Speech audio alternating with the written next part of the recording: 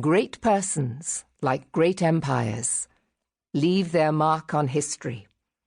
The greatest empire of all time, the one that stretched over a greater amount of ocean, covered a greater amount of land, contained a greater number of people than any before it, was the British Empire of Queen Victoria.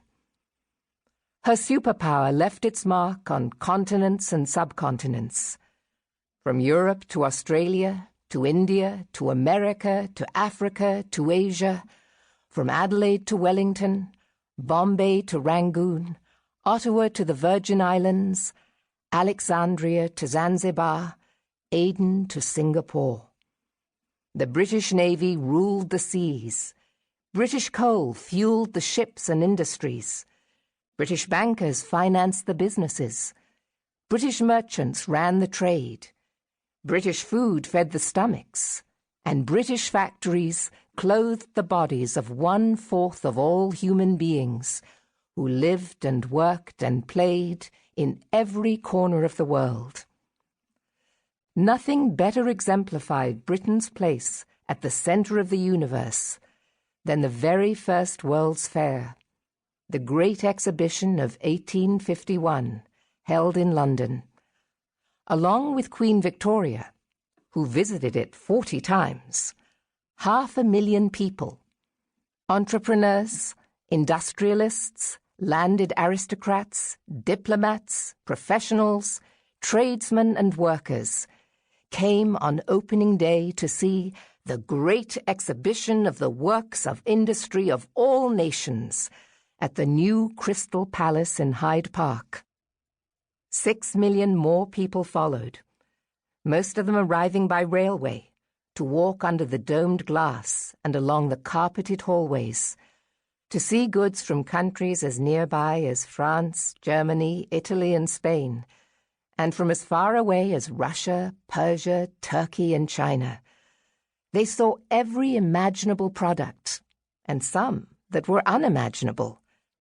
Fabrics, raw hides, machine looms, jewelry, china, chocolates, coffee, tea, carpets, automatic revolvers, hydraulic presses, mechanical wood saws, wheat grinding machines, gold quartz mills, high-pressure steam engines, a 24-ton chunk of coal, and a machine that sent messages by telegraph.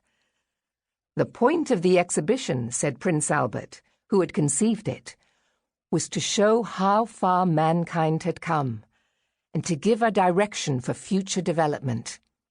No nation had come farther than Britain, the pioneer of the Industrial Revolution, the workshop of the world. Its citizens had the highest per capita income, and its workers contributed more than half of the 14,000 exhibitions at the Crystal Palace.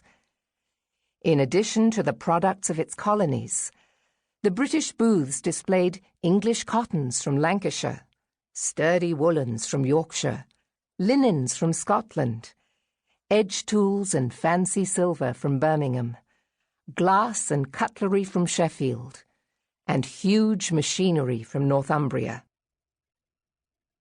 Nowhere did Britain's workshops toil harder than in Northumbria. In this remote region of northeast England, grey clouds still hover like withering ghosts, reminders of the black smoke of the furnaces that once choked its air and filled its skies. Northumbria. Its very name rumbles with the grimness of murky towns, desolate moors, and dark seas. From its plants and factories came ships and railroads and enough iron and steel to help Britain fill 40% of the world's supply. From beneath its surface came vast amounts of salt, lead, alum, and iron ore, and enough coal to help Britain provide 2/3 of the world's needs. To and from its coastline came and went massive steamships carrying goods, and keeping Northumbrians in touch with every outpost of the empire.